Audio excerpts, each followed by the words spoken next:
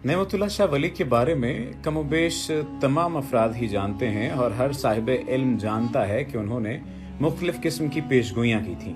शाह नेमतुल्लाह वली के तफसीली हालात ज़िंदगी के बारे में तो आज की इस वीडियो में हम आपको बताएंगे, लेकिन कमोबेश 38 पेशगोइयाँ हैं जो की गई हैं और जिनमें से कई पेशेन गोइयाँ आज तक पूरी हो चुकी हैं। वो पेशेन गोइयाँ कब किस तरह से की गई और कौन कौन सी पेशेन गोइयाँ पूरी हो चुकी हैं, आज की इस वीडियो में आपको बताया जाएगा। लेकिन अगर आपने अभी तक हमारे चैनल को सब्सक्राइब नहीं किया तो सब्सक्रिप्शन का बटन दबाकर सब्सक्राइब कर लीजिए।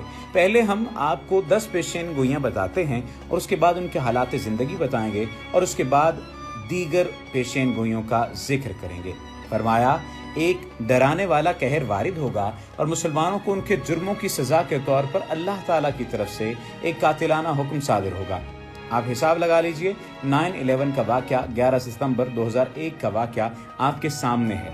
और जब इस कर्न का आखिरी दौर आएगा तो ज़माने में शहबाज जैसी अर्श बारी ताला तक देखने वाली तेज़ निगाह के हामिल मुसलमानों के हाथों से उरूज ज़ाया हो जाएगा। इराक का मामला आपके सामने है, शाम का मामला आपके सामने है। फिर फरमाया, उस वक्त तुम दुनिया पर गैर मुस्लिमों की हुक्मरानी देखोगे और वो मुसलमानों को मकरो फरेब से हर तरफ से घेर लेंगे। मौजूदा सूरत हाल में आप देख सकते हैं कि सऊदी अरब की क्या सूरत हाल है, ईरान की क्या सूरत हाल है, पाकिस्तान की क्या सूरत हाल है, या गरज ये कि दीगर इस्लामी ममालिक की क्या सूरत हाल है।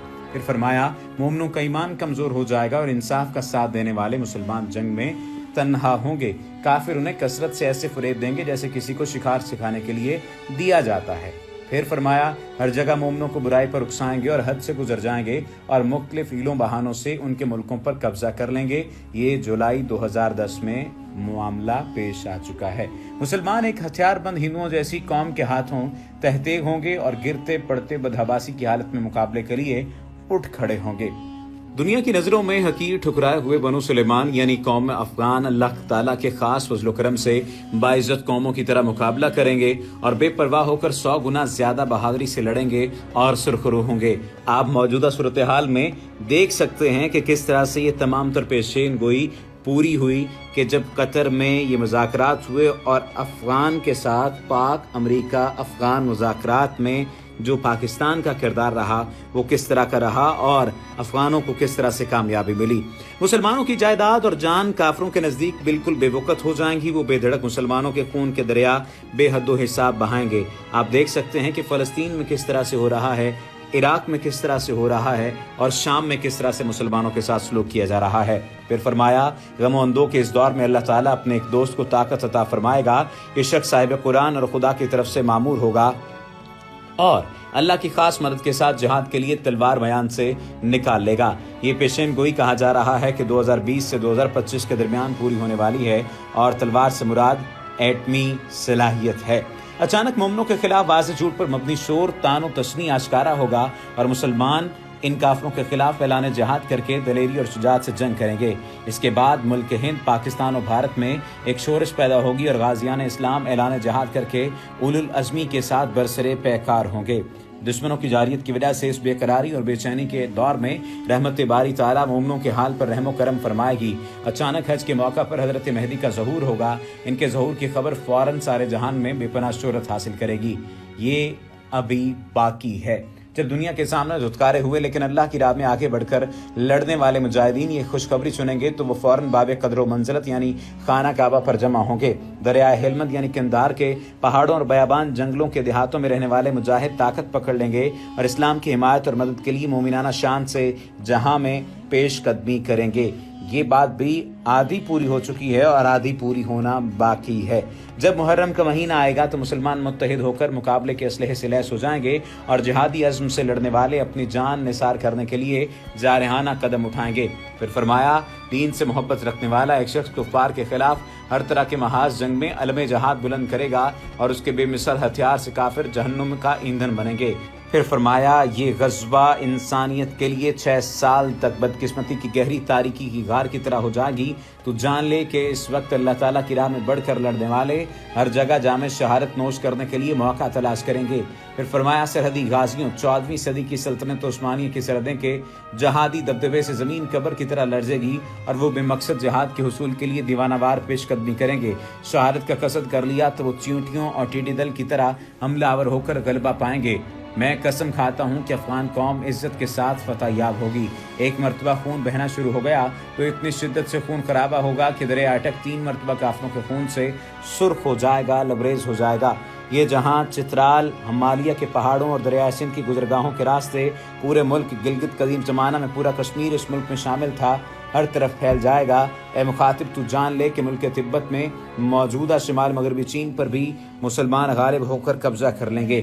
پھر فرمایا جب شہر لاہور پورے پنجاب کا دارالخلافہ ہو جائے گا تو یہ مسلمانوں کے لیے کشمیر کی فتح میں مددگار ثابت ہوگا اور مومن دوآبہ، گنگا اور جمنا اور شہر بجنوب تک غالب جائیں گے۔ افغانستان، پاکستان اور ایران کے مجاہدین یکجان ہو جائیں گے اور ان ملکوں کے مجاہد تمام ہندوستان کا غازیانہ انداز میں فتح کر لیں گے۔ ایک کینہ پرور بنیا جس کا 6 حرفی نام گاف سے شروع ہوگا، اللہ تعالیٰ کے لطف و جرم سے مسلمان ہو جائے گا۔ مسلمان اللہ تعالیٰ کے لطف و کرم سے خوش ہو جائیں گے اور تمام ہندوستان ہندوانہ رسوم سے پاک ہو جائے گا۔ جس طرح ہندوستان بدقسمتی کا شکار ہوا، اسی طرح مغرب کی بدقسمتی کا آغاز ہوگا۔ پچھلی عظیم جنگوں کی طرح انہیں بدقسمتی اس طرح گھیر لے گی کہ ہر ممکن کوشش کے باوجود اس جنگ کا نکارہ بن کر رہے گا اور موجودہ موذی وبا اسی کا ایک پیش خیمہ ثابت ہو سکتا ہے۔ اس جنگ کی ابتدا فرانسیسی قوم کی شدید ناراضگی سے ہوگی اور وہ انگلستان اور اٹلی کو باہمی تعلق اور باہمی جنگی معاہدوں میں گھیر لیں گے۔ جرمنی جو پہلی اور دوسری جنگ عظیم کا شکست خوردہ ہے، روس کے ساتھ اتحاد کر کے شریک جنگ ہوگا۔ وہ جہنمی آگ اگلنے والے ہتھیار تیار کر کے میدان جنگ میں آئے گا، یعنی اپنی ایٹمی صلاحیت کو استعمال کرے گا۔ ایک جیسی خصلت والے 2 الف والے میں سے ایک الف 2 ٹانگوں پر کھڑے سیخ پا گھوڑے کی طرح جنگ شروع کرے گا، جبکہ روس مغربی الف یعنی امریکہ پر حملہ آور ہوگا۔ 600 سال قبل یہ دونوں ملک نقشہ دنیا میں موجود نہیں تھے۔ آپ حیران ہوں گے کہ یہ دونوں ملک 600 سال پہلے دنیا کے نقشے پر ہی موجود نہیں تھے۔ اس الف کی حیثیت و طاقت اس کوچہ دنیا میں ایک نقطے کی طرح کمتر اور حقیر ہو جائے گی، یہاں تک کہ اس کا نام اور تذکرہ ہی تاریخ لکھنے والوں کی کتابوں میں رہ جائے گا۔ ان بے ایمان لوگوں نے فساد برپا کر کے دنیا میں اپنی قسمت خراب کر لی، آخر کار اپنی ہی لگائی ہوئی جہنمی آگ کی نظر ہو جائیں گے۔ 33ویں پیشگوئی میں کہا کہ دین و ایمان کے ساتھ دشمن مار ڈالے جائیں گے اور اللہ تعالیٰ اپنی رحمتوں کے ساتھ مومنوں پر شان و شوکت اور نوازشوں کی بارش فرمائے گا۔ یہ سزا انہیں قدرت کی طرف سے آئے گی اور انہیں مجرم انسانیت کا خطاب ملے گا۔ اس کے بعد ربانیت کا تمدن کبھی سر نہ اٹھا سکے گا۔ اس طرح کفر کے مٹ جانے کے بعد مسلمانوں کی بہتری یعنی نشاط ثانیہ کا دور آئے گا۔ حضرت مہدی علیہ السلام کو عروج حاصل ہوگا اور مسلمان حضرت مہدی علیہ السلام کے سرکردگی میں یعنی ان کی پیروکاری کرتے ہوئے پوری دنیا پر اسلامی حکومت قائم کریں گے۔ پھر فرمایا 36ویں پیشگوئی میں کہ اے مومن اگر تو ان کاموں کو جلد از جلد چاہتا ہے اور اللہ تعالیٰ کی نصرت کا طلبگار رہے تو خدارہ رب عظیم کے احکامات کی دل و جان سے پیروی کر۔ ان تمام تر باتوں میں ایک چیز تو واضح طور پر معلوم ہوتی ہے کہ مسلمانوں کو ایک چیز کے بارے میں بتایا گیا اور واضح طور پر بتایا گیا کہ اگر کامیابی حاصل کرنا چاہتے ہو تو اس کے لیے واضح طور پر تمہیں اپنی جماعت کے ساتھ رہنا ہوگا، اپنی جماعت کی پیروکاری کرنا ہوگی۔ پھر فرمایا یہ جو راز میں نے بیان کیے ہیں اور نادر موتی جو میں نے پروئے ہیں یہ نصرت حق کے طلبگاروں کے لیے غیبی امداد کا کام دیں گے اور جاننے والے اس حقیقت کو جان لیں گے۔ پھر فرمایا اے نمط خاموش رہ، اللہ کے پوشیدہ رازوں کو فاش نہ کر، جو باتیں میں نے بیان کی ہیں وہ سب پوری ہو جائیں گی اور اسی طرح واقع ہو جائیں گی اگر اللہ نے چاہا تو۔ بہت سارے لوگ شاہ نعمت اللہ ولی کے بارے میں جاننا چاہتے ہیں اور یہ بھی پوچھنا چاہتے ہیں کہ انہوں نے کس طرح سے یہ پیشون گوئیاں کی۔ حضرت شاہ نعمت اللہ ولی 14ویں صدی عیسوی میں گزرے ہیں۔ آپ ہندوستان کے طول و عرض میں فارسی زبان میں غزل کے پیرائے میں اپنی کہی ہوئی پیشگوئیوں کی وجہ سے مشہور ہیں۔ آپ نے اپنے دیوان میں نظموں، غزلیات اور رباعیات کے اشعار میں قافیہ اور ردیف کے آخری الفاظ کے لیے ایک منفرد انداز اختیار کیا۔